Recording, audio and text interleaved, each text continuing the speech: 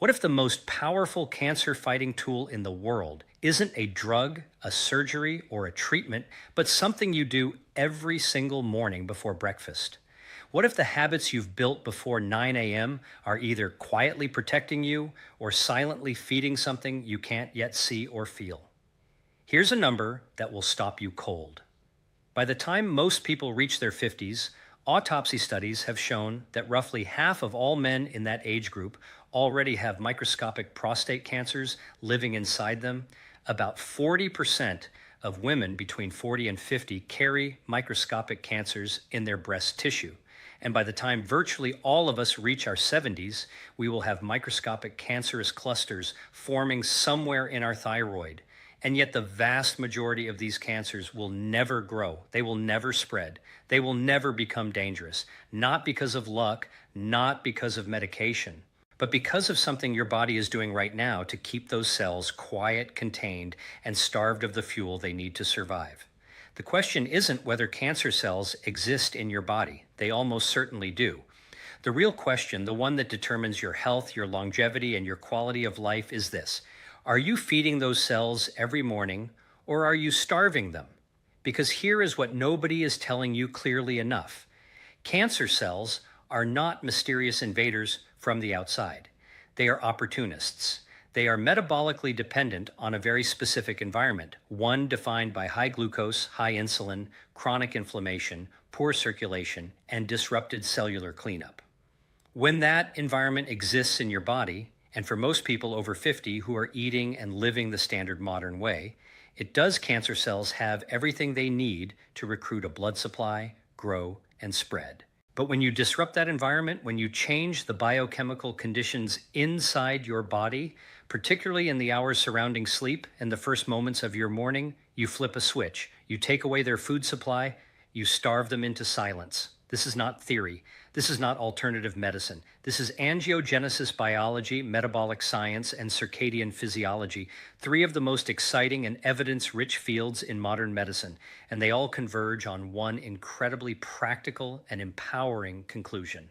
What you do every morning after 50 matters more than almost anything else for your long-term cancer risk. In the next few minutes, I'm going to walk you through 6 science-backed insights that will completely change the way you think about your mornings, your metabolism, and your body's own built-in cancer defense systems. We're going to talk about the one biological process that cleans out damaged cells while you sleep, the role insulin plays as a literal cancer growth signal, the specific morning foods and drinks that cut off blood supply to tumors, and the simple 3-step morning protocol that some of the world's leading cancer researchers have begun quietly using themselves. Stay with me through the whole video because insight number 5 contains what I believe is one of the most overlooked and most actionable cancer prevention strategies available to anyone, regardless of age or budget. Here are the 6 key insights we're going to cover today. 1. The extraordinary science of angiogenesis and how your body already knows how to starve cancer. 2. The overnight fast, why what you don't eat may protect you more than what you do. 3. The morning insulin trap and why breaking your fast the wrong way feeds cancer cells directly. 4. The anti-angiogenic morning foods that cut off cancer's blood supply. 5. Autophagy, your body's overnight cleanup crew, and how to activate it every single morning. And 6. Morning movement, sunlight, and cortisol, how the first 30 minutes of your day are shaping your cancer risk in ways you've never considered. Let's begin. Here's what's really going on inside your body, and I want you to understand this clearly, because once you do, everything else will make perfect sense. Your body has a remarkable defense system. It's called angiogenesis, the process by which your body grows and maintains blood vessels. In normal circumstances, this is one of the most life-sustaining processes imaginable. Angiogenesis is how wounds heal. It's how your heart gets oxygen. It's how a developing baby is nourished inside the womb. A little angiogenesis is not just good, it's essential for life. But here is where it gets important. Cancerous tumors, even microscopic ones, cannot survive without their own blood supply. They cannot grow, they cannot spread, and they cannot become dangerous unless they are able to recruit new blood vessels to feed them. This process of tumor-driven blood vessel growth is called pathological angiogenesis, and your body, under healthy conditions, is designed to suppress it. Think of it like this. Imagine a tiny weed in a garden. As long as you cut off its water supply, it stays small, dormant, harmless. The moment it finds a root to water a crack in a pipe, an underground stream, it explodes in size and starts to crowd out everything around it. Cancer works the same way. The microscopic clusters of abnormal cells most of us are carrying right now are dormant, not because they don't want to grow, but because they haven't been able to tap into a blood supply. The angiogenesis defense system is doing its job. Your mission every single morning is to support that system and not undermine it. What the research shows is that over 100 naturally occurring compounds in food have been documented to have anti-angiogenic properties, meaning they help suppress the abnormal blood vessel growth that feeds tumors. Dr. William Lee, one of the world's leading angiogenesis researchers and a Harvard-trained physician, has spent decades studying this exact mechanism. His landmark TED Talk on the subject has drawn over 11 million views, and his work at the Angiogenesis Foundation has contributed to more than 30 new medical treatments impacting over 70 diseases. The key message is this: your food choices, your fasting window, and your morning habits are directly influencing whether your body's angiogenesis defense is functioning at full power or whether it's being suppressed by chronic inflammation, high insulin, and metabolic dysfunction. And after the age of 50, this distinction is not academic. It is everything. Before we dive deeper, I want to connect with our community. If you're new here, welcome to BioBytes YouTube channel, where we break down health science into actionable strategies you can use starting today. We're building an amazing global community of health-conscious individuals, and we'd love for you to join us. Hit that subscribe button and click the bell icon so you never miss our evidence-based content. And I'm genuinely curious, where in the world are you watching this from? Drop your country or city in the comments. We have viewers spanning 6 continents, and seeing our international community grow is incredibly inspiring. Your engagement keeps us motivated to research and create content that truly serves you. Now let's talk about the overnight fast, because this might be the most underestimated cancer prevention tool available to any of us, and it costs absolutely nothing. Here's what most people don't understand.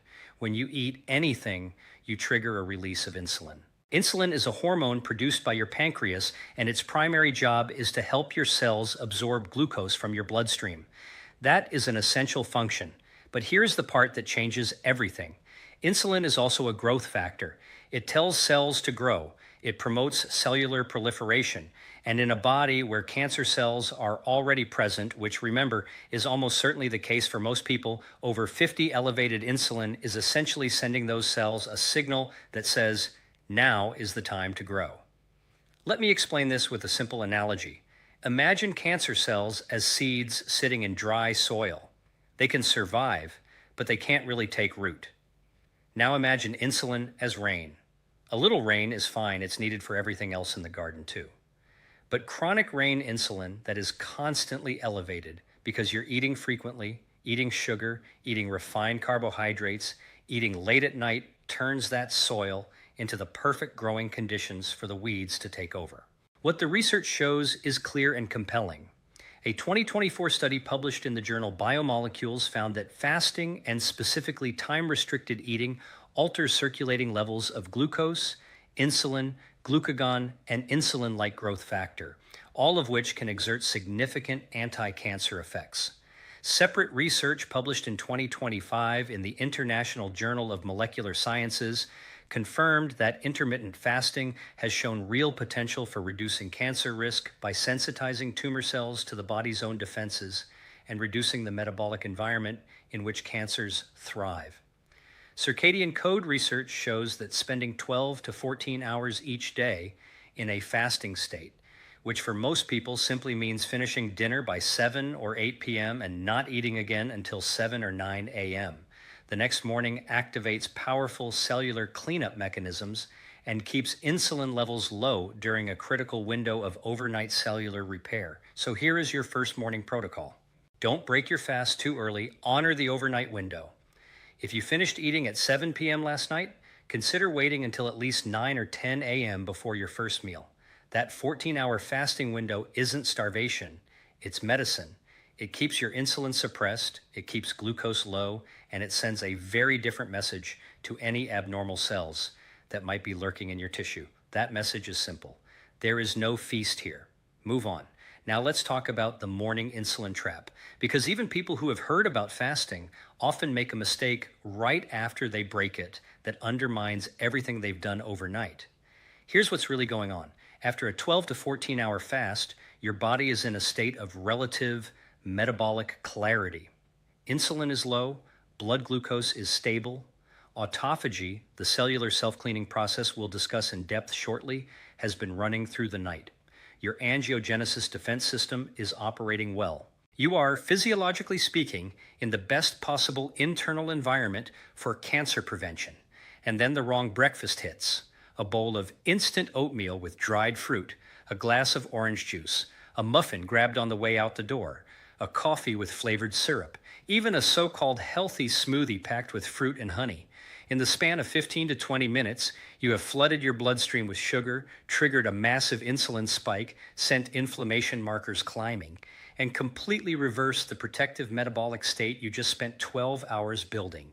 Let me be direct about this. Cancer cells are fundamentally sugar dependent. This is called the Warburg effect, named after Nobel Prize-winning scientist Otto Warburg, who discovered nearly a century ago that cancer cells have a distinct metabolic signature. They preferentially consume glucose at a dramatically higher rate than normal cells. This is in fact the basis of the PET scan used in modern cancer diagnosis. Radioactive glucose is injected, and cancer cells literally light up because they consume it so voraciously. So when you spike your glucose and insulin first thing in the morning, you are unintentionally providing the most direct fuel source available to any cancer cells in your body.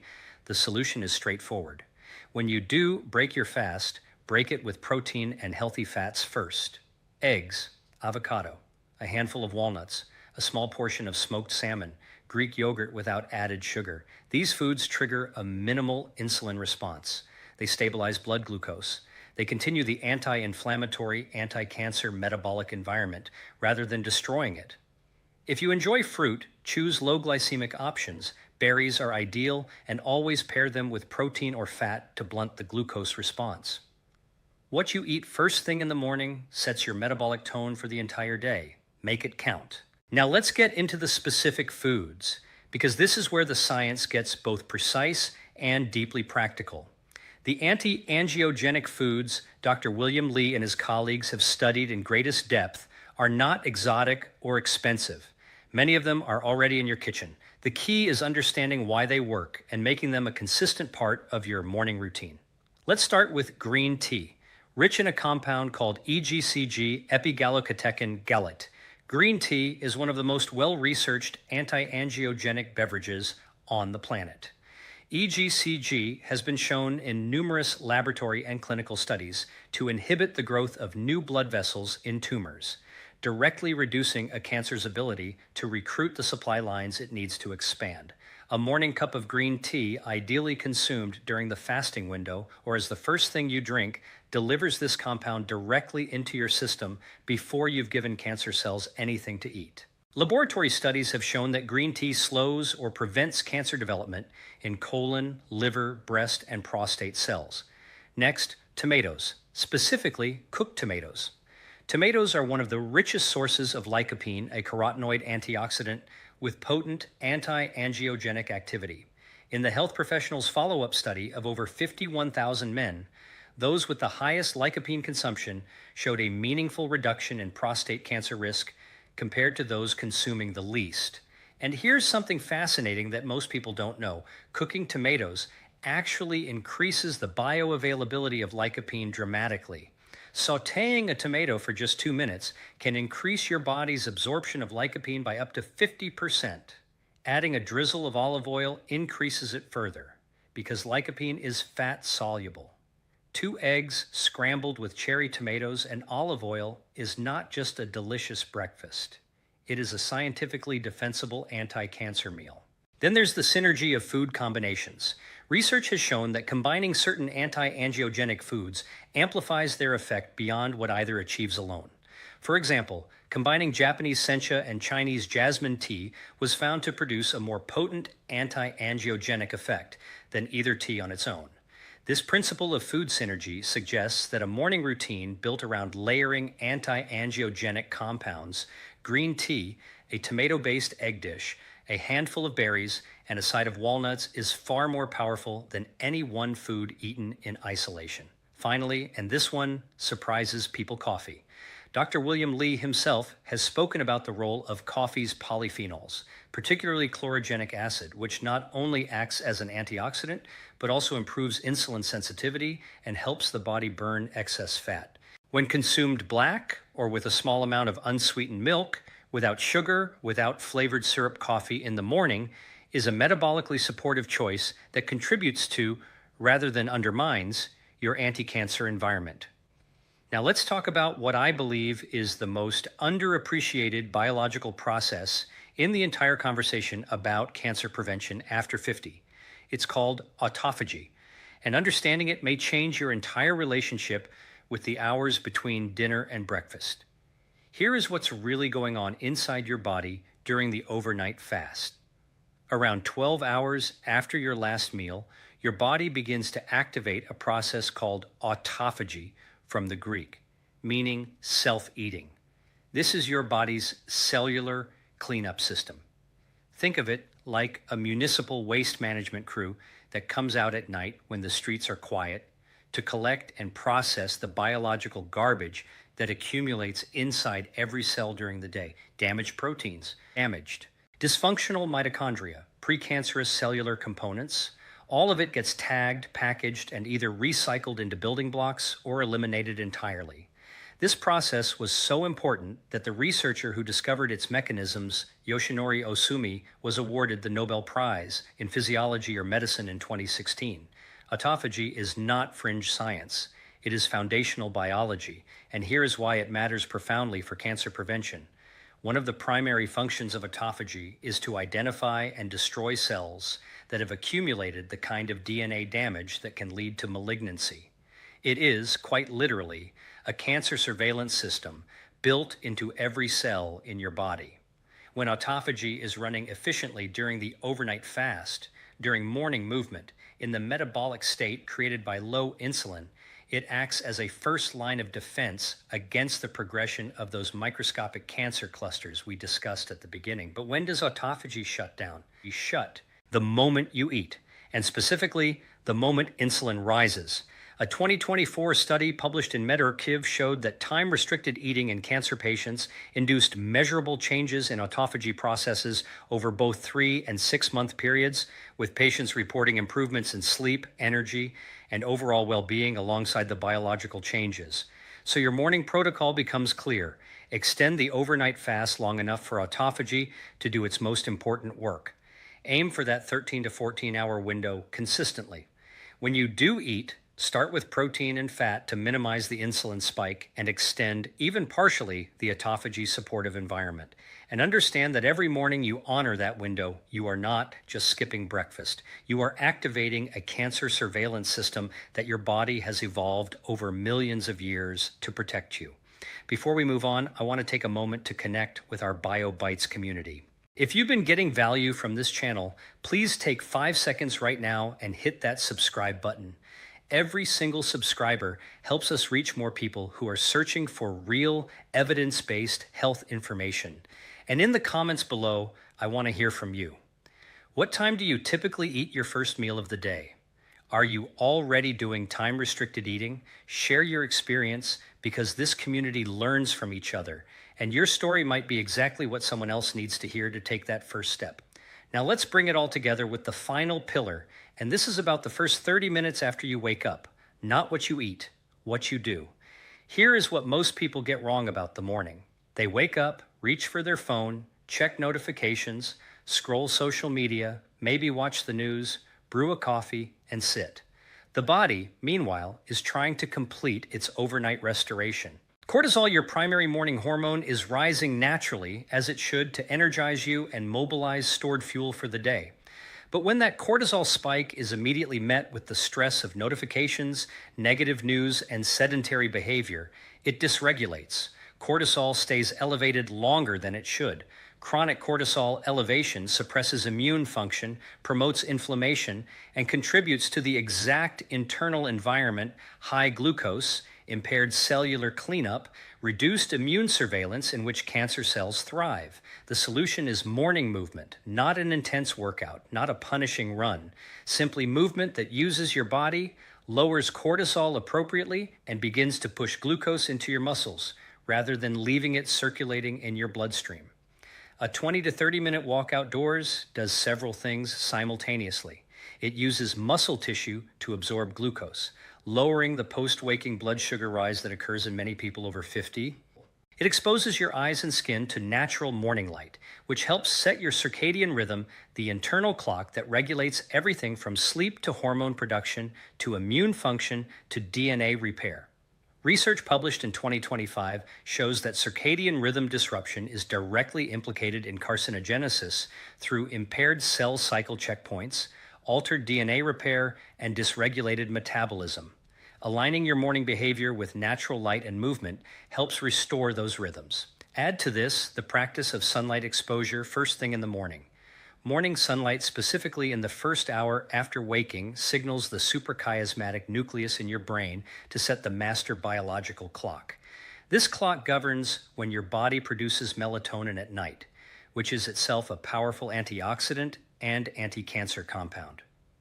When you spend your mornings indoors under artificial light, scrolling a glowing screen, you blunt this signal. You disrupt the rhythm, and you reduce your nighttime melatonin production, one of your most underappreciated overnight cancer defenses.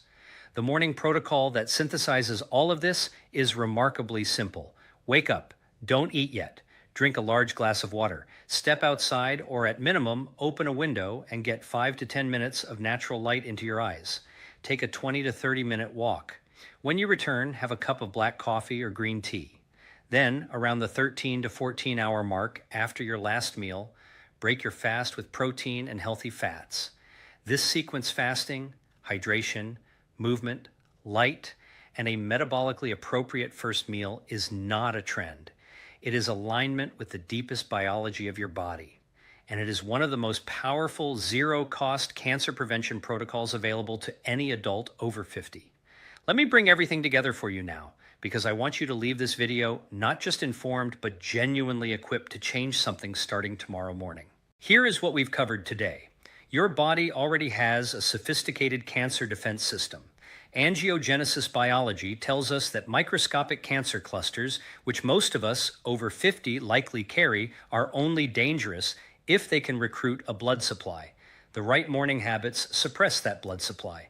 The overnight fast of 12 to 14 hours keeps insulin low, activates autophagy, and cuts off the primary fuel that cancer cells depend on: glucose. Breaking your fast with protein and fat rather than sugar and refined carbohydrates ensures you don't immediately hand cancer cells the growth signal they've been waiting for. Anti-angiogenic morning foods, green tea, cooked tomatoes, berries, walnuts, olive oil actively suppress the blood vessel growth that feeds tumors. They work best in combination, not in isolation, because of the powerful principle of food synergy. Autophagy. Your body's overnight cellular cleanup crew is one of the most important cancer surveillance mechanisms available to you. It runs during the fast, shuts down when you eat, and deserves to be honored and extended every single morning. And morning movement, natural light, and cortisol regulation in the first 30 minutes after waking shape your circadian rhythm, your immune function, your glucose metabolism, and ultimately your long-term cancer risk in ways that science is only beginning to fully appreciate. None of this requires a prescription. None of it requires a supplement routine worth hundreds of dollars. It requires understanding and then commitment to the small, consistent daily actions that compound over months and years into a profoundly different biological reality. Here is the challenge I want to leave you with. Not all 6 changes at once, just one. Tomorrow morning, do one thing differently. Maybe it's extending your overnight fast by 1 hour. Maybe it's replacing the orange juice with green tea. Maybe it's taking a 20-minute walk before your first meal instead of after. Maybe it's swapping your sugary breakfast cereal for 2 eggs scrambled with tomatoes and olive oil. Pick one. Track how you feel. Notice your energy, your hunger, your mental clarity, because the body speaks, and when you start feeding it differently, it responds, usually faster than you'd expect.